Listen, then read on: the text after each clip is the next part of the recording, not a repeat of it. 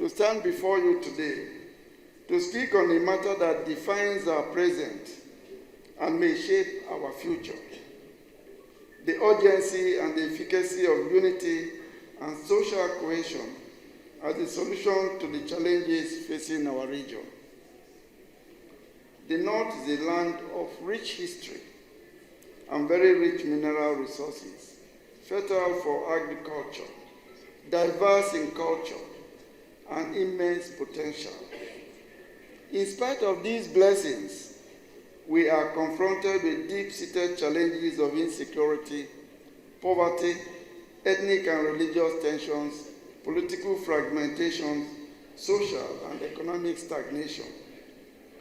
These challenges did not develop overnight, nor will they disappear until we resolve to take deliberate, collective, decisive actions. Before we go further, we must admit that we are the architects of our own problems. We must stop the blame game if we truly and genuinely want to find a lasting solution to our problems in the North. Division has cost us progress, while indifference and inaction have continued to deepen our division.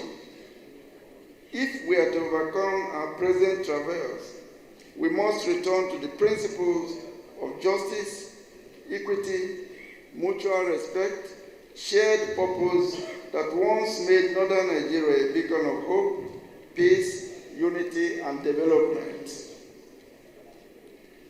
Over the last decade, banditry, terrorism, insurgency, and communal clashes have turned our villages into battlegrounds, displacing millions and crippling our economy. Despite its vast resources, the North remains the poorest region in the country, with alarming rates of illiteracy, unemployment, and poor infrastructure. Mistrust between and among ethnic groups and religious communities has been exploited by selfish and desperate interests, leading to violent conflicts.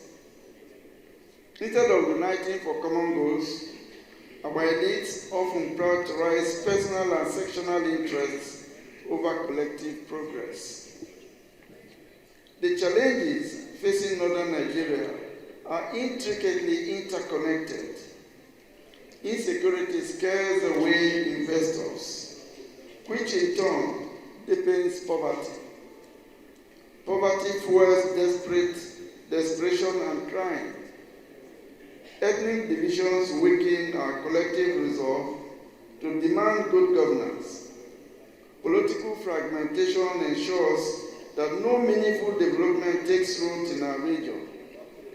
This is not the North that all of us here inherited. But there is a path that could lead to a better future for Northern Nigeria. And this path begins with our collective decision to abandon division and embrace unity. We must tone down our inflammable statements and return to that golden era when we used to have genuine and deep respect for each other.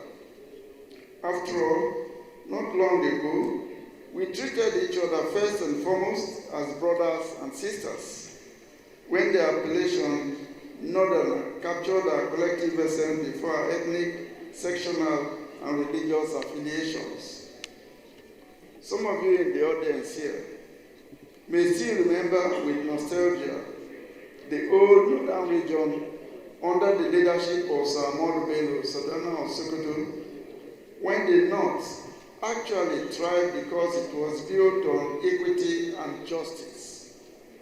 The Sardauna did not see Hausa, he did not see Fulani, he did not see Kanuri, he did not see Idoma, he did not see Igala, he did not see Nupe, he did not see Ogun, he did not see so many other tribes. The only citizens he saw were Northerners. He invested heavily in education, in agriculture, in infrastructure, not for one group, but for the collective. Today we must ask ourselves, where did we go wrong? abandon the philosophy of one North, one people. When the tribalism and religious bigotry begin to define our essence and our identity. To reclaim our greatness, we must rethink and reconsider our individual utterances and actions. After this meeting, we should undertake my suggested following. As leaders and politicians, or just as ordinary citizens, all of us must consider it our sacred duty to be bridge builders, not dividers in our rural communities. Too often, as politicians, we exploit ethnic and religious differences in order to win elections, and thereafter, we leave our people hopelessly divided. The destructive weaponization of ethnicity and religion we saw in the last election is totally unacceptable. This is where the ADC will make the difference. For us, in African Democratic Congress, politics is about service and not about manipulation. The major cause of division in northern Nigeria is the perception of marginalization. We must ensure fairness in appointments, resource allocation, and opportunities.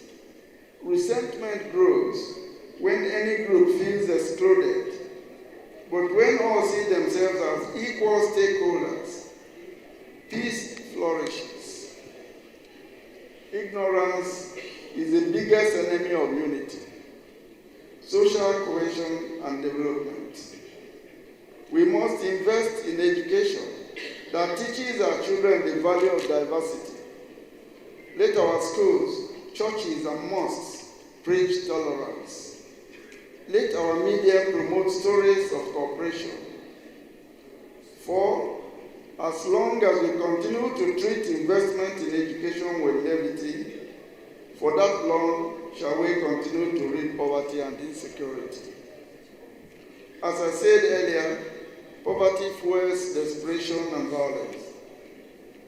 By creating jobs, supporting agriculture, and empowering youth, we remove the incentives for crime and rebellion. A thriving economy is the best weapon against instability. Our security challenges are self-inflicted. We cannot continue to expect solutions from elsewhere. Northern Nigeria used to be the safest part of this country. There were no armed robbery, kidnapping, cultism, or fraudsters, or what we call 419 today. But today, the story is different in the north.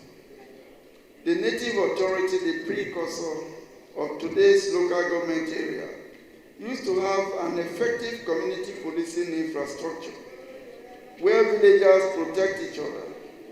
We have to find a way to reorganize our people in their villages to return to these age-old, untested practices. Wherever conflicts arise, we must choose dialogue over inflammable rhetoric, peace mediation over mutual annihilation, repentance and forgiveness over vengeance. Too much blood has been shed in our land. It is time to make peace. A call to action. Distinguished ladies, gentlemen, the time for lamentation is over. The North is bleeding profusely, and we are the only ones who can heal it. Let us commit today to reject hate speech and divisive politics. Let us invest in unifying projects like education, health, and infrastructure. Let us hold each other accountable for our actions and inactions. Let us shake hands across the divide and restore our bond of brotherhood. The last time we met here, The popular demand was, what is the vehicle to achieve northern unity? I tell you today that the vehicle to achieve northern unity, progress and development is ADC.